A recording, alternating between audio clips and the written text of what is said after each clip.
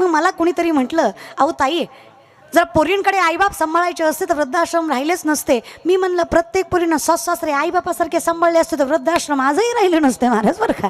त्याला फरक एवढाच आहे, आईबापाची जागा सासऱ्याला द्यायची, तशी देवाची जागा माणसाला, देवाची जागा मायबापाला. तू का म्हणे माय बाप आहे अवघी देवाचीच. कुणीतरी म्हणलं माझा बाप मेला. म्हणलं येड्या, आता फक्त जीव गेला, मेला मगाशीच होता. ज्या दिवशी 4 माणसात तू बापाचा अपमान केला, बाप तेव्हाच मेला, आता फक्त जीव गेला. ज्या दिवशी भर वयात तू व्यसन करून आला, तुझा बाप तेव्हाच मेला, आता फक्त जीव गेला. जेव्हा बायको समोर तू आई बापाचा अपमान केला, बाप तेव्हाच मेला, आता फक्त जीव गेला. अशी किती म्हातारी माणसं आहेत जी आता मेलेलीच आहेत, फक्त मरायचं त्यांच्या हातात नाहीत म्हणून जिवंत आहेत. ज्या दिवशी बापाला कळतं ना आता पोराच्या घरात आणि पोराच्या निर्णयात मला सन्मान राहिला नाही, त्याचं बाप पण तेव्हाच मरतं रे. आयुष्यात खूप कष्ट खाल्लेले असतात त्याने, आणि आम्ही इतके लायक झालोय की आईबापाला नालायक समजायला लागलोय.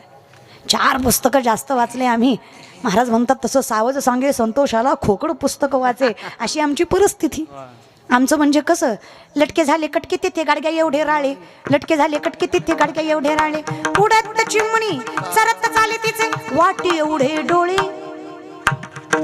लटके झाले कटके तिथे गाडग्या एवढे राळे, लटके लटके झाले कटके तिथे गाडग्या एवढे राळे. हे नामदेवरायांचे कूट अभंग आहेत. हे कुठून कुठून किती बी कुठले तरी कुठूनच कळत नाही, त्याला कुठ म्हणायचं महाराज बरं का.